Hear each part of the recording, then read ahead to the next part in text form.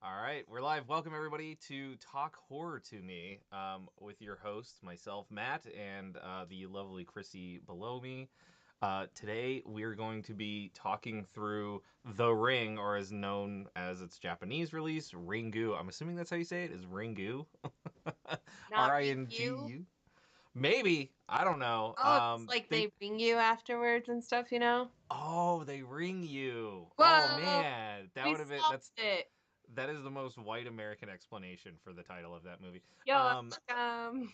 yeah, I was gonna say they don't say it once. It's not like it's ever said in the movie. So how could we possibly know? But Right. um, either way, uh, it's there. We watched it. And I think we should just start with the trailer. Do the Yep. trailer real quick. We can talk Let's through it. get into it. So I did not see the trailer for this before we watch it.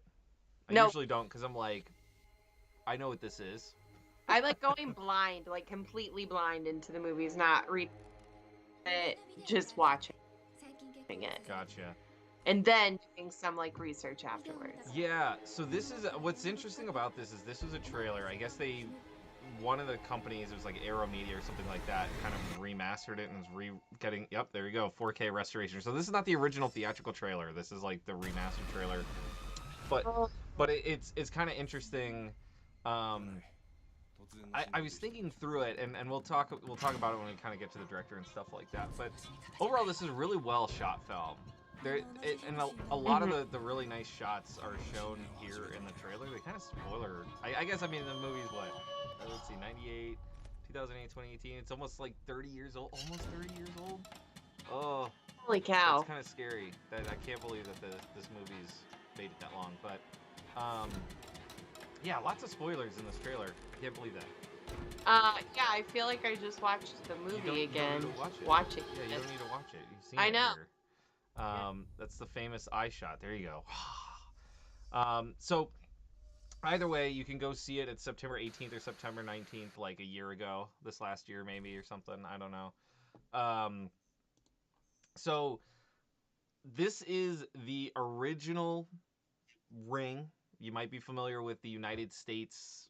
I don't know if they called it the Ring in the United States. Was it It was the The Ring? Ring because I very distinctly that was a big part of my childhood when I was starting to get into horror. I watched it with my dad, and it was like, "Whoa, this is so scary!" Yeah. And then, yeah, and actually watching this movie, I'm like, okay, was The Ring basically they put this on and said, "All right, let's shoot this shot exactly how it was, but on our set." Because there were so many parts that it's like, whoa, this is like the exact scene from that movie I remember watching of The Ring. Well, and so that was something I didn't know about either. I looked into kind of a director interview. What was really interesting about it, it was after Ring 2, which Ring 2, I guess the time from like the original Ringu release to when they adapted the second Japanese Ring movie was only like 5 months. It was crazy. Like the first one was like Wow. okay, and then it was like bam, script, everybody together, like start getting things rolling very shortly after the first one. So this interview was right after the Japanese Ring 2 and before there was a US adaptation. And so some of the questions were like, "Oh, we're hearing grumblings that, somebody in the United States might be interested in adapting it." And he's like, "I don't know, I've heard it maybe."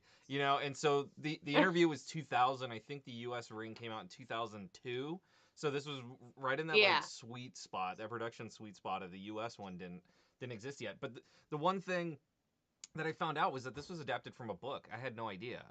So Yep, I had no idea either. The book, let's see, it's what came out in 1991, and so I'm Mm. definitely going to look into that because I'm very much the compare the book to the movie kind of person, knowing that the book is always going to be better because it's like your own interpretation of it in your Oh brain. yeah. You're like directing the movie versus watching somebody else direct it. But yeah, it was different enough from the American remake that it was still very separate because like there were scenes that were exactly the same and then there were plots that it was like, whoa, this is just completely different. Yeah. And that's kind of what I didn't look into the book, but he was kind of detailing some things that were different, and it's like the main protagonist is a male in the book, not a lady in this. There's they said Oh, there's more of a focus on a it's like a psychic device that can read people's memories. So there's like whole other elements that were in this book that are like not at all in the movie. well, that was the one thing in this movie that was very different than the American remake is that like one of the characters is psychic, and it's that Yeah. idea of, whoa, this was not what the American remake was about at all. It was just some weird thing that this girl's spirit somehow did this thing, where this one did a better job of explaining how they kind of had that feeling, how they understood things. So now I'm even more interested in reading the And book. so I'm gonna jump over to the info slide here because I'm kind of like I'm about ready to do some comparisons between the Japanese original and like the U.S. stuff, and I haven't seen the U.S. one in a long time, so I want to go back and watch that now. But I had same experience as you. I remember there was so much hype around that movie when it came out, and it was definitely like one of the big like, hey, you gotta see this kind of movie, and it scars you for life as a child for having watched it. So really want to go back and watch that. Uh, really quickly, director here, Hideo Nakata. Um, Something that was really interesting. This was his fourth movie. He had three movies under his belt before him, all kind of low budget horror, whatever. And he was Mhm. approached for this one, and he kind of said the producers were not totally excited with his approach, but they were like, "Fine, Mm. go for it." And they released it, and in Japan, it was pretty modest. The budget was only 1.5 mil, which he said at the time was very normal for a movie of that caliber, and normal for a Japanese domestic film. And the box office, it garnered around 19 million. Um, Really crazy comparison. The United States, the United States Ring, had a budget of like I think it was like 45 mil, and it made about 250 million at the box office. So that gives you a Wow. decent idea side by side how the differences, the budget quality, and things like that between the two adaptations of this film. If you look at the US version compared to this one does feel like an indie art film. But what's crazy about it is I think from a cinematography, like the dude has it right. He knew what he was doing. Um, and he detailed like his kind of lead up to this. And so he went to film school. He immediately got a job after that as an assistant director for 7 years before he even made his first movie. So he Oh, was wow. familiar with filmmaking prior to this. And then he had the two or Yeah. three under his belt, and then he did this one, and it shows. It definitely shows that this is not like somebody straight out of film school making their first horror movie. Um, there's some really nice, beautiful shots, and I'll shut up here in a second. But the one thing before I forget about it that really stood out to me were the blacks. There was a lot of scenes that were really well lit, and then there were like dark corners or dark hallways that were extremely black, and they had this very like chilling kind of creeping effect of like, oh, there could totally be something in that or Mm. there's something looming there. And then there was a lot of the, not a lot, but there were a few scenes where it would just kind of freeze and do like that effect where it like went black and white completely and just like kind of take this scene in, and this is really impactful. And it was a very nice movie to watch as far as like it was easy to follow. You really understood everything that was happening. There was good character development with not a whole lot of dialogue Yeah. necessarily.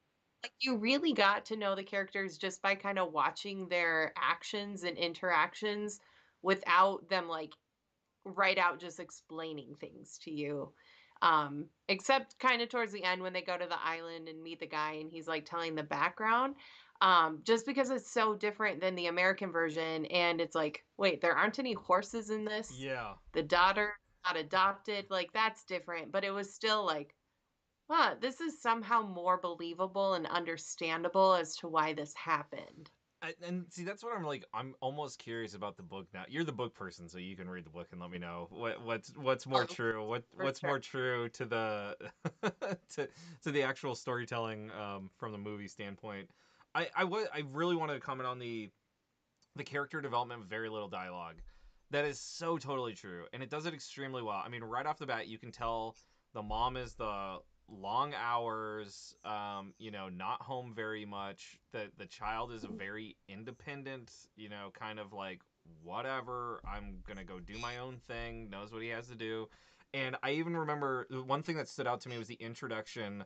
Um, of the dad. You have no idea that it's the dad at all. But the kid's kind of you can tell he's like going to school and it's raining outside and he's holding an umbrella and there's really just this kind of really clean side view shot, this 2D flat shot of the kid is kind of walking and a man walks up. The man's holding the umbrella. They sort of look at each other and then the kid just kind of walks around him and the dad, you don't know he's the dad, but the man keeps walking and it Mhm. cuts to him knocking on the door and interfacing with his wife and you're like, oh, okay, well, that's the dad. I mean, right away you can almost tell that it's like the kid knows this guy, the guy knows this kid, there's some mutual understanding and they kind of move on. And it was really interesting to you gotta I hate to say you get a lot out of nothing and it works really really well. So um, Yeah, because it isn't until a few scenes later where the dad has been in, like, he's a character now, and you're getting that there's some kind of relationship there.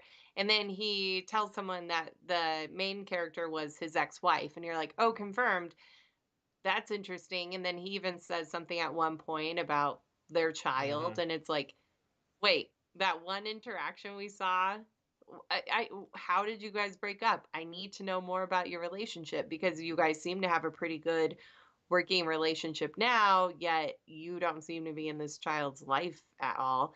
And just like wanting to know more about that situation. And I was gonna say, I don't even think the dad didn't even come in the film. It had to have been. I didn't clock it, but it had to have been like at least 30 minutes into the movie, if not more. Right? Like it really is like he kind of comes in and it's like detective dad not really believing what's going on, and then immediately into it. There's no like, nah, this is crazy. There's no way. You're nuts. There's none of that dialogue. He's kind of just Mm-hmm. straight into it, balls to the wall. Right, like, she's like, "I need your help," and he's there immediately, and he's, like, helping her go out of town, go to all these places, and then it's not till you find out, like, towards the end even, that he has these psychic abilities, and it's Yeah. like, okay, now it's starting to make more sense of why you're understanding and having these insights into these different things and why she would have come to you for help with this, because it doesn't seem like you're actually part of her life anymore. Yeah, and that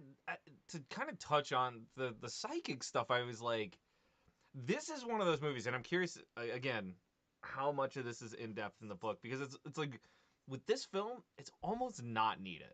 Like the just kind of standard weird ghost story, weird spooky tape that you get a phone call and something kills you in 7 days. Totally fine on its own, and I think the U.S. got that. I think that's where they were like, why are we spending time with any of that? No, let's just make creepy stuff and have a murder ghost, which like obviously it was eaten up. This is probably Yeah. more true to the book in some of that respect. I'm sure it has to be to even introduce some of that stuff. So I don't know. Should we do like a quick synopsis? Do you want to do a back book cover breakdown summary of the plot of the movie? Yeah, And then we can go through a little more structured of like, this led to this, here are these characters. yeah. So basically there is a rumbling, a tall tale, a fireside spooky story about this tape that if you watch it, you die in 7 days. This becomes very prevalent. The very opening scene, they make it very clear that this is something that happens. And you also see it firsthand from students and children talking about it and other things, or I heard this at school, whatever. So it's a well-known story in the universe that that's what happens. Um, lo and behold, a strong working class mother of one, who happens to be a journalist. I guess they don't even really say that she's like a straight up journalist, right? But like very clearly journalist. Um, Yeah, you see her because she's doing the interview, and then at one point she's in an office looking at papers, and then gives someone an order to do research. yeah, So you're like, are you a reporter? exactly. Or Okay, you're doing something? journalistic reporter. We're gonna stick with that. Journalistic reporter Okay. mother catches wind of this. Two teens die mysteriously. She wants to follow up with it. Starts the investigative work, in which she comes across this mystical magical tape. Lo and behold, she watches it. She gets a phone call. And things kind of kick off from there. It turns out she doesn't happen to be the only person to watch it during the course of this movie, and things unfold past that. Um, but spooks along the way. I guess would be the final line. I know there's plenty of other details there, but I think I, I I'll let you go. I'll let you go into it because I definitely have thoughts on this movie. I ultimately liked it, but I've got thoughts on it. So I don't know. Where do you want to go from here? Okay. Let's see. So thinking back to like kind of the plot of it. So we kind already talked about like we found out this woman is some kind of reporter, and that's cool that she can spend all this time doing it. And it's like, yeah, you're living this now. Apparently, this is your only job. That's awesome that you can just devote an entire week to this thing that you're going through without any care about like having to Money? turn things in on Yeah, I or was thinking about whatever. that. And like what you talked about earlier too, it made me think because her son has to be what, 5, 6? Yeah, I was trying to think about that because I mean it's probably pretty close to my son. It feels that way at least. So yeah, it's at least 5, 6, completely independent 5 or 6 year old. And she would just call and be like, I'm not gonna be home, heat your dinner up. And I'm like, what? That's awesome. I want my child in the future to be like that independent where I can just be like, take care of yourself. I agree. I wish that happened now. I don't know how to go back in time five and a half Self years to defense, start over, but right? yeah. Um, But then you also kind of feel bad because it's like you see that she is this kid's life, like they have each other, and you see a little bit of her extended family because she actually gets more involved into this and ends up finding the tape and watching it because one of the victims was actually her niece. mhm. And she goes to the funeral, and you start picking up on like maybe this kid is sensing something, but I don't know if I had that in my head already because in the like American version of it, the kid is so much more prominent as far as like he's kind of creepy in Yeah, that movie, yeah, and he kind of like moves things forward with like the weird questions he asks and how like his insight into stuff. Where with this kid, he's really quiet. He doesn't say much, but he's always kind of there. And I'm glad that she didn't just completely forget about him because you'll see those movies where it's like, don't you have a yeah. kid? But it's no, it shows her calling and being like, feed yourself. So it's like he's still there, but it's he's there, but he's not there. He's not a key part, but he's kind of important. Um, so that I kind of thought was interesting because then he goes and stays with a grandparent. And so it's like, oh, they actually covered that base of you're out of town for a few days. Where's your child? So I'm glad that there weren't those weird loose ends of like, this isn't believable. It actually was like, yeah, I could see if you had that flexibility with your job that's cool that you don't have to be like, "Oh, I have to go to work today. I guess when I die in a week, like I'll figure it out this Yeah, weekend right. when I have time." Yeah, She was able to just completely throw herself and pull other people into the situation with her, which I think like you were saying with Boar, it was taken over like 2 days, where this one we have that solid week because it shows like the days and everything. And you follow a few different people throughout the story because like hmm at the beginning you have the high schoolers who ends up being the reporter's niece, and you see that whole situation, and then it transfers to her. And she, like I said, she travels to a few different places where we see other characters. So there's kind of a lot that goes on in this short amount of time. Yeah, right. And So to even say on that though, I was gonna mention like the pacing is still really good. Um, It's yeah, so fast because you never like get bored. There's no downtime. It's like action, action, action. There's always she's doing something, she's accomplishing something, finding new information. and that's the really weird thing about it because it's I would argue that it's extremely hard to do both the not a lot of dialogue and also make it feel like there's a lot happening at the same time. Mhm. Yeah, yeah, yeah. This movie is like a perfect example of, you know, showing what's happening rather than having somebody sitting there and giving you an hour of dialogue of, you know, what's happening. Um, Right. do a really really great job at that. I was trying to think, the sun is interesting to me. I didn't really pick up on the like kind of psychic-y piece. Again, let's see the book. You're right. In the U.S., the kid is a lot more kind of almost a horror in himself, He's from what creepy. I He remember. is. This kid isn't Yeah, creepy. Like this one you kind of feel for and you're like, "Oh, I kind of care about that's you. and You're cute." that's what I was gonna say. Yeah, it's a cute kid. He's very independent, very quiet, and you can almost tell that it's like, yes, it's him and his mom, but there's almost like that little level of resentment from him to his mom. It's like, yeah, you know, you're my mom in title, but like we're not best buds because you're never here. You know, it's like I just have to take care of myself, kind of thing.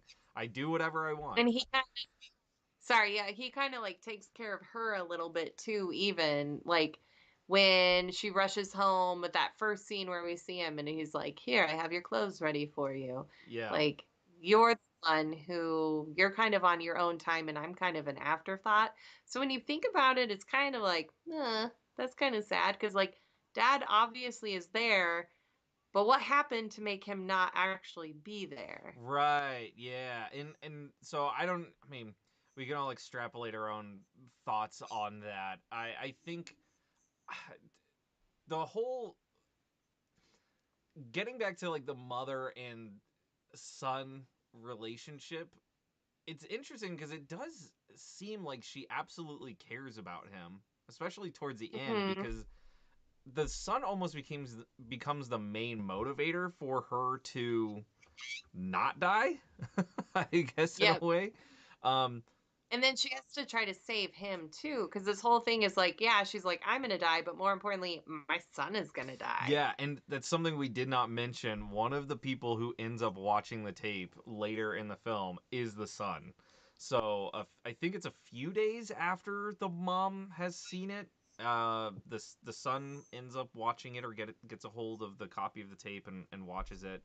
So now she's flipping out because she's like, my son's gonna, you know, die. So who the hell's gonna take care of my son? I've gotta I gotta rush and figure out how to solve this thing, fix the spirit, get absolved of the TV murder monster. You know, I don't I don't know.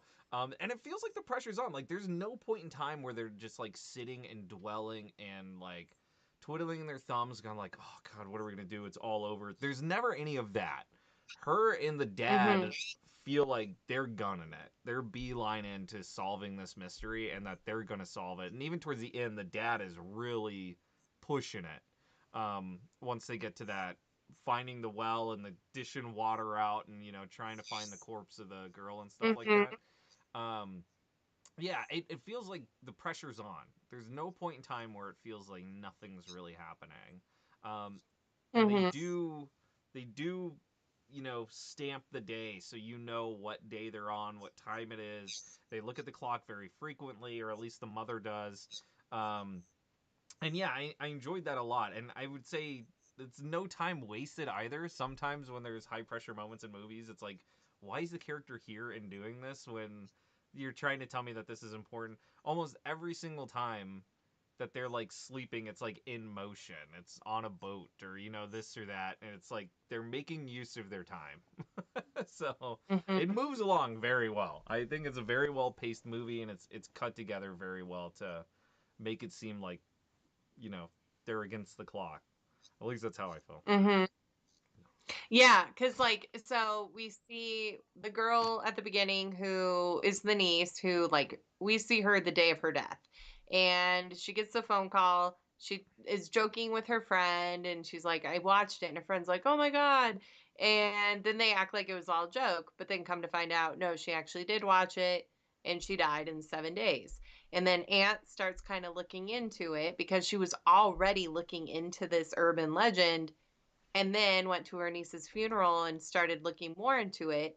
And then that's when she pulled her ex into it. So then she made a copy of the film. He watched it. So now, boom, we have two people who've watched it, where she, I think, was like a day or two ahead of him. Mm-hmm. I think just the day. So she watched it. She pulled him in immediately. He watched it. And then, I'm sorry, how did your child get a hold of it? Like, because she just walks in on him watching it, meaning you left this tape that kills people just lying around when you're with your child. Like, I would have been like, I'm gonna put it somewhere where maybe I'm he gonna can't find smash it it, with a hammer so nobody or else not does. carry it around with Yeah, me, right? right. Throw it into a volcano, which is a plot point at some point in the movie. But yeah, I don't know. And so that's again, you've got an hour and a half. This movie's only an hour and 35 minutes, so you got an hour and a half. They got it. I'm assuming the book goes into a lot of detail about those things, and I'm curious as to what they had to trim or cram, because it sounds like this was more of a traditional adaptation from the book, with the Okay. exception of like the main character and some of those.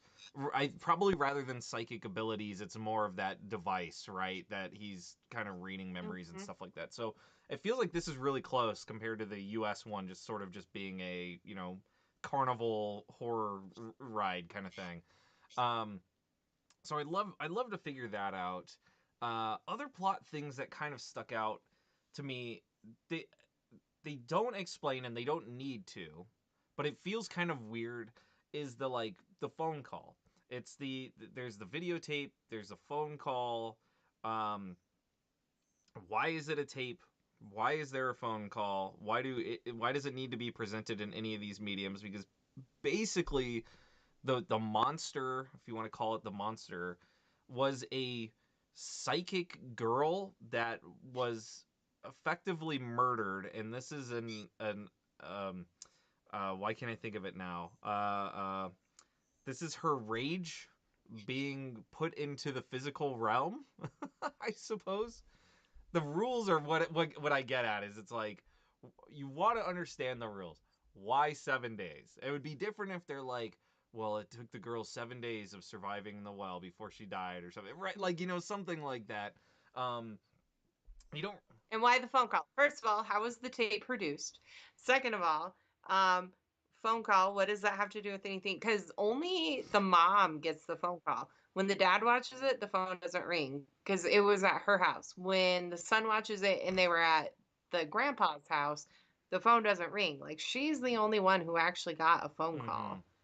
Yeah, so and they kind of get into the rules at the very end there, because that's what she was talking about, that it's like, well, she made a copy of the tape, and so she had the original, she had the phone call, the dad watched the copy, um and it's like only until that must have been like the last like minute, 2 minutes, 3 minutes, they started getting into some rules, like very loosey goosey rules. Right. But And I actually have kind of a question slash issue with that. So at the end, when she like realizes they thought that they broke the curse when they did, like, they hollowed out the well, they got all the water, she got in there because she was getting too tired, and it's like, guy, why didn't you just like feel around for the body yeah, right away I didn't instead get of trying that. to, well, I'm not quite sure why we were emptying it, because then she gets in the well and within like 2 minutes she finds this body, and Or the we body get finds this sense her. of closure. It's a little bit Right. of both. And so we get this sense of closure, kind of, and then because she survives, she makes it past the 7 day timeline. So then everyone kind of goes about life as normal, and the next day, dad dies because apparently they didn't stop the curse. And then that's when we find out. So then she was like, oh, shoot, like my kid's going to die because we didn't actually do this correctly. But kid is still with grandpa. So she's like realizing, oh, you have to make a copy of the tape and then show it to somebody else and then you'll be good. But I have a few issues because then they started doing voiceover and it made me think that this voiceover explanation of how to solve it was from at the very beginning when she's interviewing those kids in the cafe and they're explaining it Mm. and they're like telling everything that they heard about it because it kind of sounded like a clip like from that. So I'm like, Oh. wait. You knew this whole time that one of the possible solutions, or at least you had audio, that this was a thing you could do. And maybe I misunderstood that, but Huh. that's kind of how I was taking it. And I'm like, why didn't you just do that? Also, lady, I don't like you now because you're rushing to go pick up your son so that you can show it to your Yeah, that's why I was father like, so that you can save your child. Because you like call, you're like, Dad, you're going to be home, right? I have something to show you. And I'm just like, do you need to make another copy of it? Does your son need to make the copy of it? Then he needs to show so that he gets saved. It's yeah. still too loosey goosey. Up until that moment, I was all about it. And then those last things, I'm just like, wait.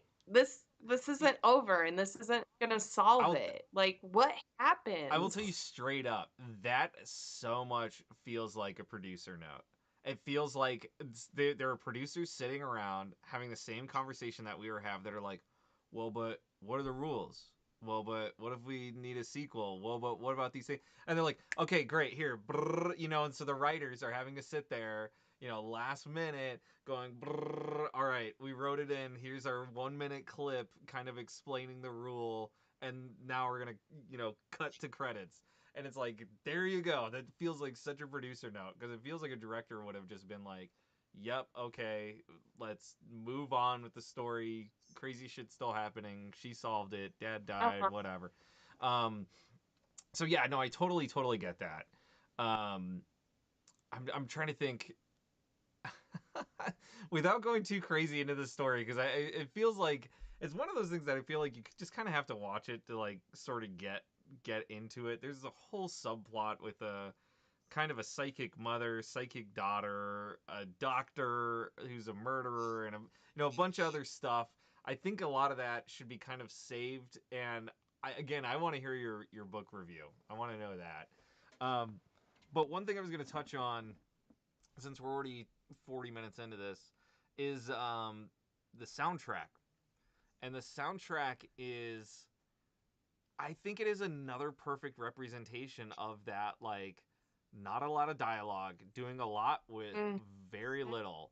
Um there are many scenes that just have no audio, cut to the Yep. kind of timestamp of like here's the next day and it plays that like kind of I don't know, harpy kind of, sharp horror noise, whatever that's Yeah, it's just a yeah. noise. Like there's no music. There's no any because I was really trying to pay attention to like the soundtrack this time.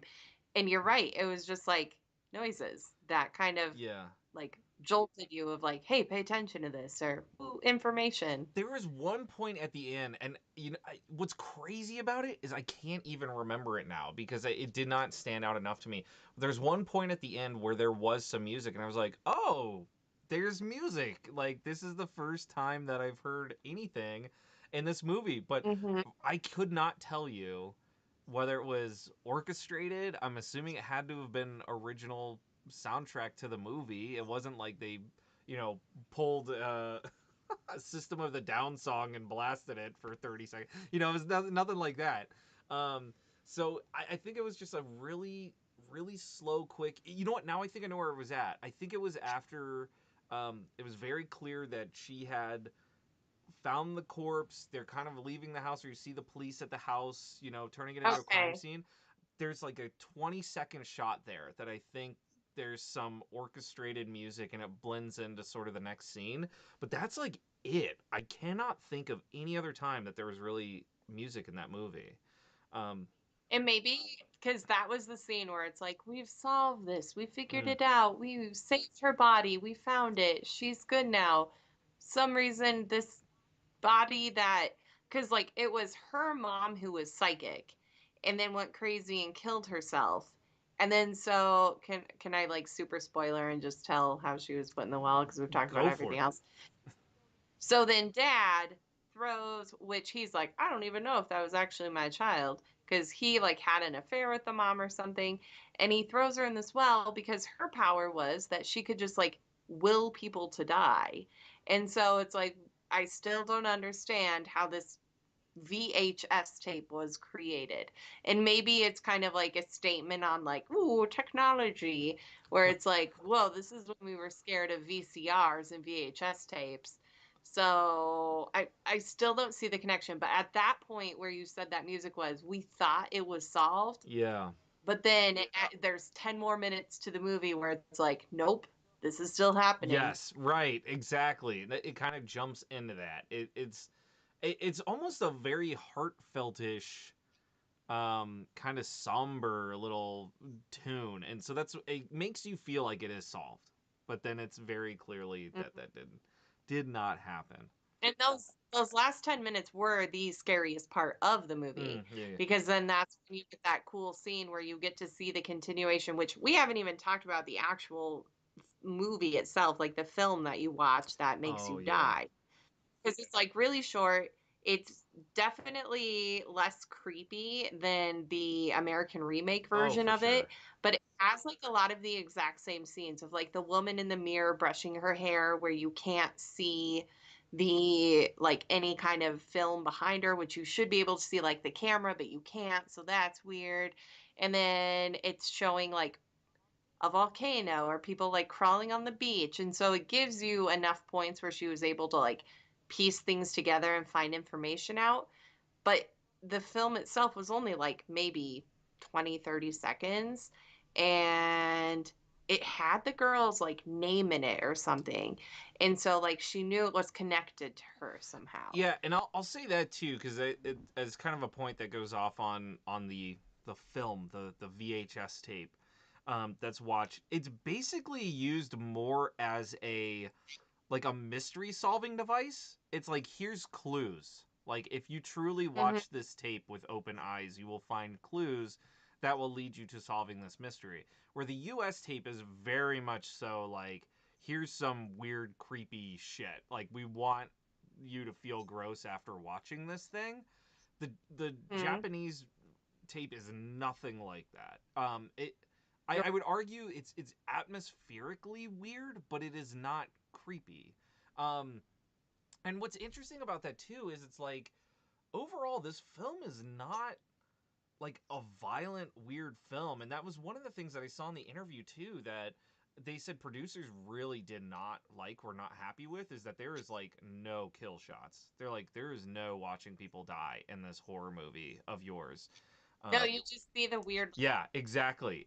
pose of like scared to death kind of thing. And that's the idea of like, oh, so this was that girl willing these people to die Yeah. because that was kind of her thing. And they're not even, it's not even like weird grotesque screamy stuff like the US one does. They did the US one, I remember they did a really weird jaw thing and all this stuff. It's like no, it just looks Yeah. like somebody who kind of died screaming and their face froze that Yeah. way. So it's and you get a lot of the shots are kind of like reveals of like them seeing something behind them, and then it's like ah, and then it's kind of freeze frame on that, and it's like that's what you get. It's not, this is not a violent film. There's no like here's a crime scene photo of a bloodied body or not even anything like that.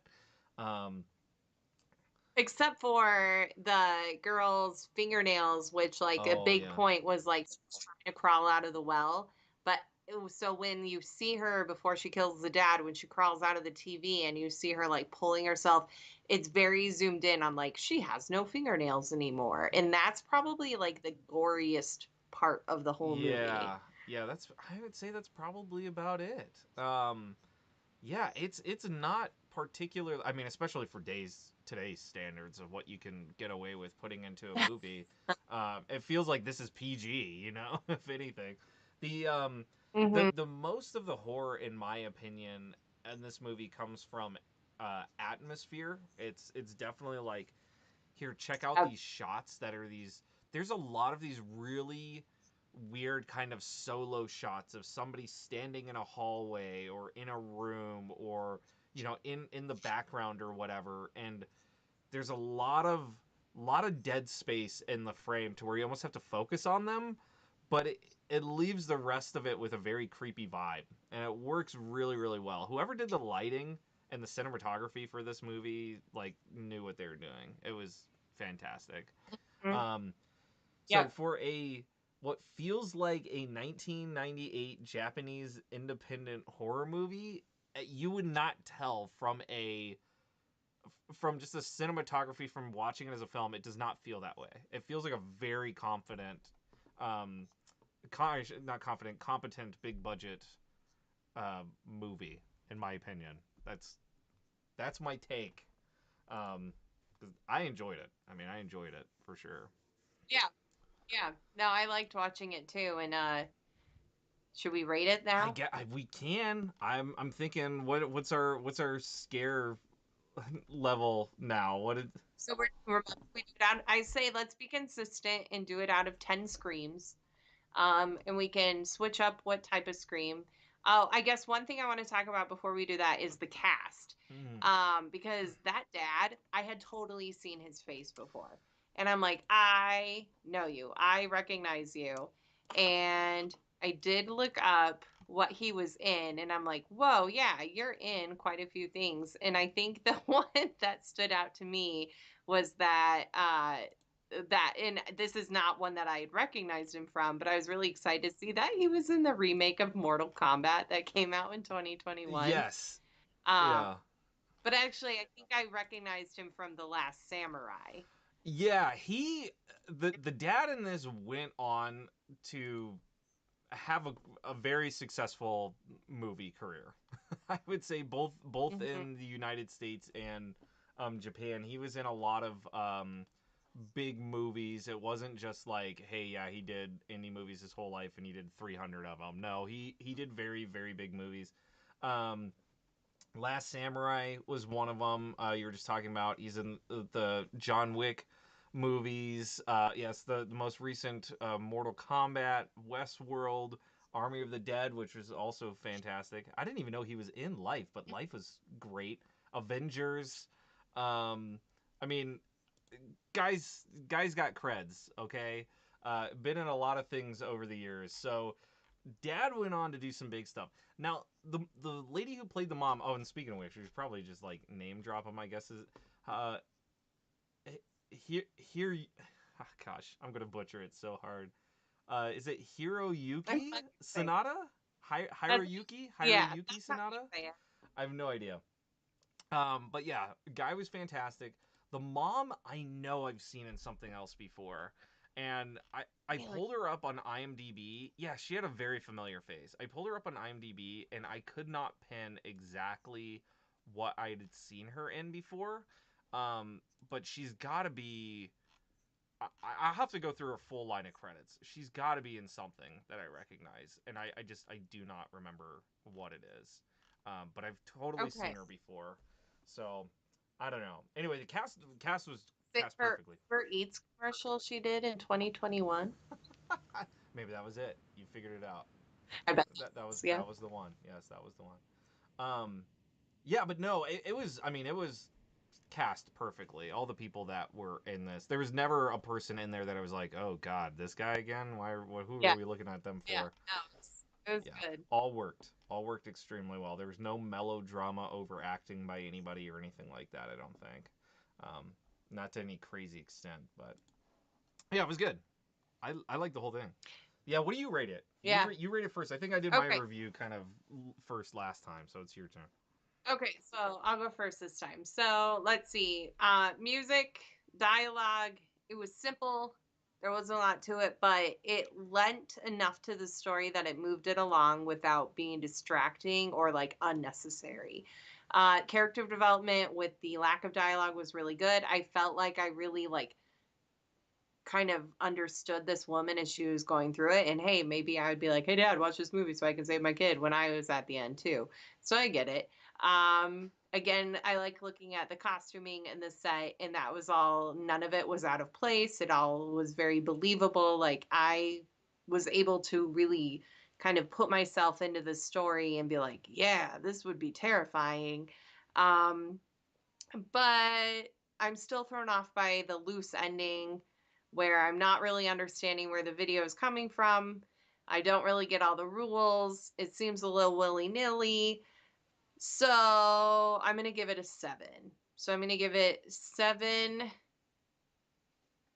Like, this was a movie that was good. It wasn't terrifying, but it was kind of creepy at parts. Screams. That's a very long defined type of scream, but yeah, Thank you. I'm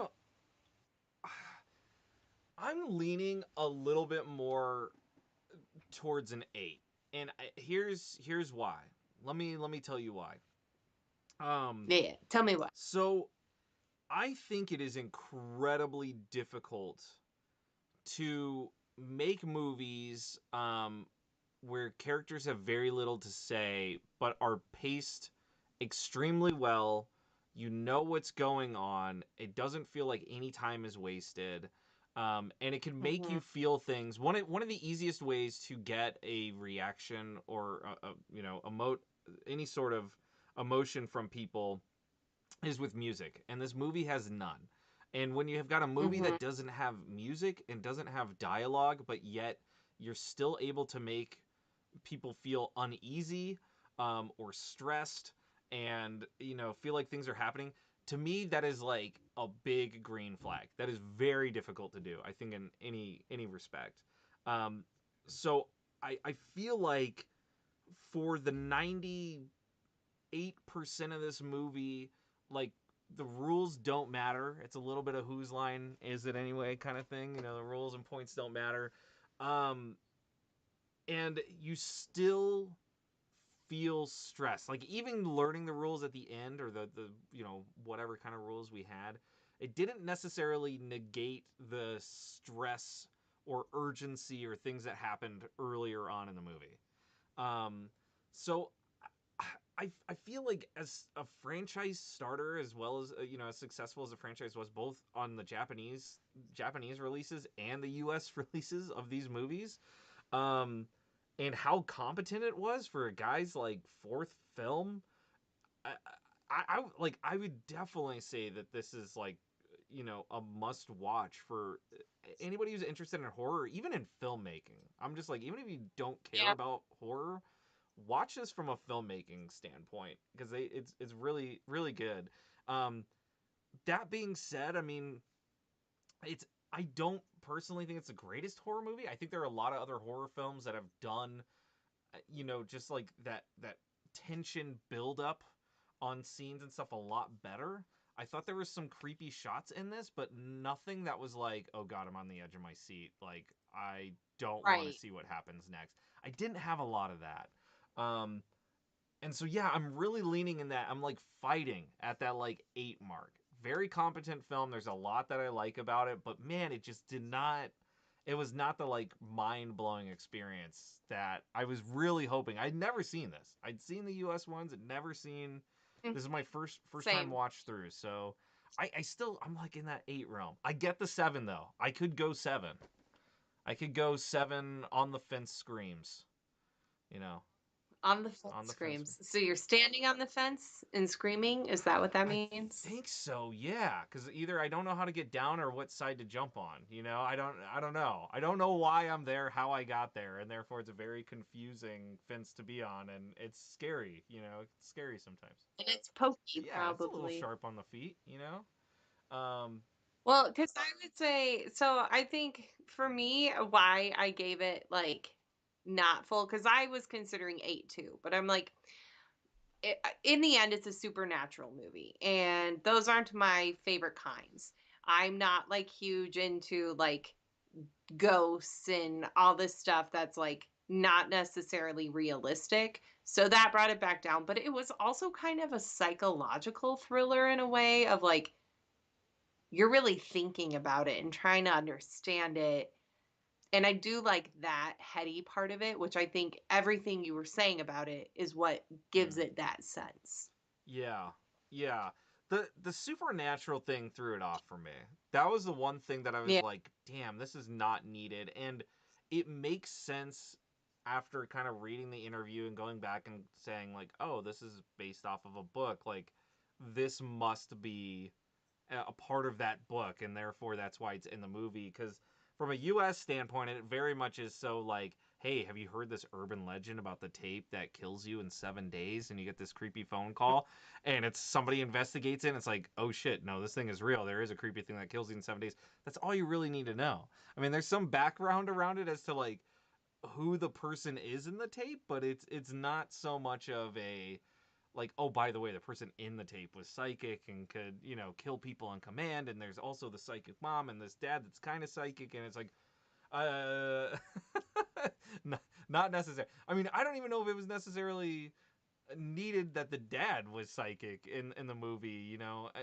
It's like, why do we even need to talk about that, or why did you even need to bring up like, oh, I kind of am too? So, um, I'm curious how much of that was, you know, as a director, it's out of your control because the writer, the producer, whoever is like, no, we're adapting the book, so make sure these points are in there. Uh, Yeah, and I wonder if that's why when the American version was made, they completely just got rid of all of yeah, that. I think that's it. I think you got, and again, here's the other thing too. I mean, again, this movie had budget 1.5 mil or whatever it was. US one was upwards of like 40 mil. With 40 mil, on a horror movie, you damn well bet you're going to get some good writers and producers and everybody. And that's going to be the first thing. They're going to sit in the room and go, why the Mhm. hell is any of this in here? And it's on the cutting room floor before it even gets filmed. It's like, they're like, Yeah. it's out. We're Yeah. making an hour and a half horror movie, and let's make those shots count and creepy as shit. So, I mean, I get it. But again, this is like, I don't know. There was no indication that it's like this movie was gonna go anywhere. Nobody was like, oh yeah, based off of the extraordinarily hit successful book The Ring. Here comes the big Hollywood adaptation. It was nothing like that. Just seemed like Yeah. somebody was like, oh yeah, here's kind of a creepy book. Why don't we make a movie? All right, here's $1.5 million. Have at it. Who's this kind of amateur director that's only done 3 movies? Let's get him. I don't think there was any anticipation that this was gonna become some big franchise. So, um, Yeah.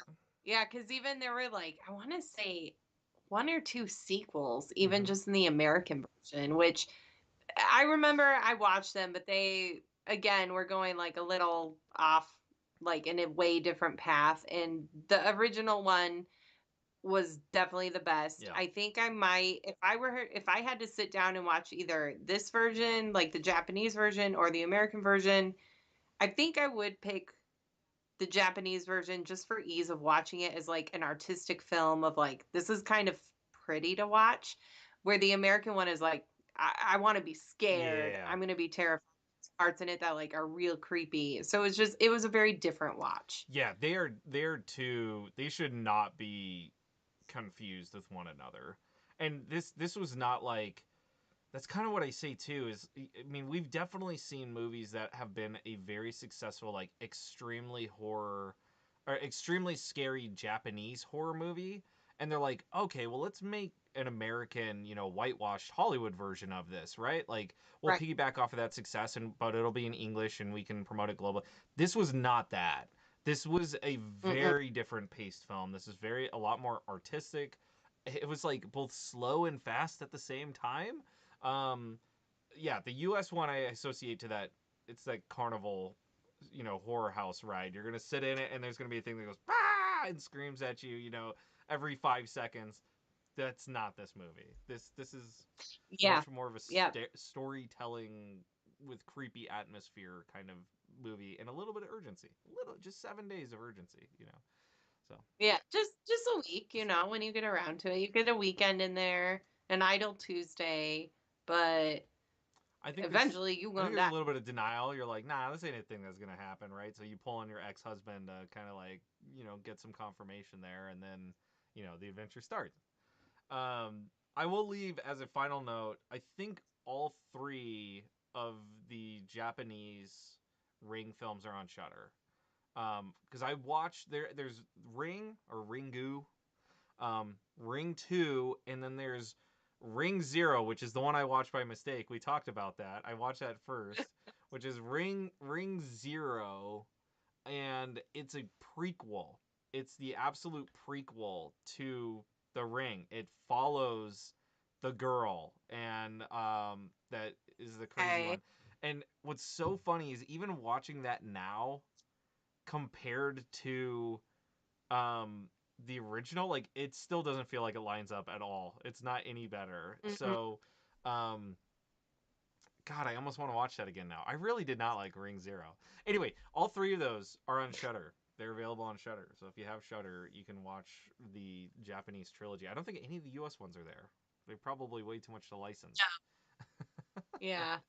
So if you want to watch them on Shudder. They're there. Well, I would definitely recommend watching this for I would sure. recommend it for yeah. Again, I would recommend it to people who are a fan of horror if you have not seen it before, and anybody who's just a fan of filmmaking. If you are interested in filmmaking, the process of it, or you want to get into filmmaking, definitely check this out because this is the way you make a movie with a low budget, and I appreciate it 100% from the production value of this movie. So it's just me. No big All explosions. right, Matt.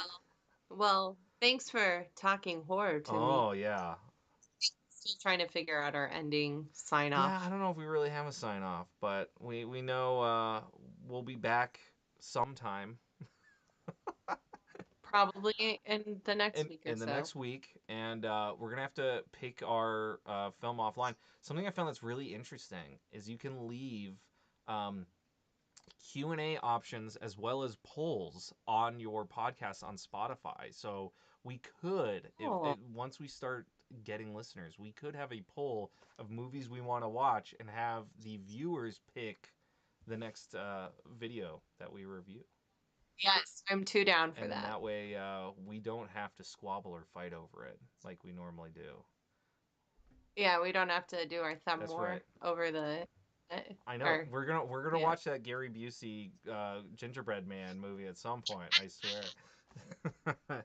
But anyway, I will wrap there since we're going down that rabbit hole. And thank you for talking horror to me here tonight. And it sounds like we both enjoyed Ringu. I hope you do as well if you choose to watch it. And join us next time for whatever amazing horror movie we decide to watch or lack thereof. Bye.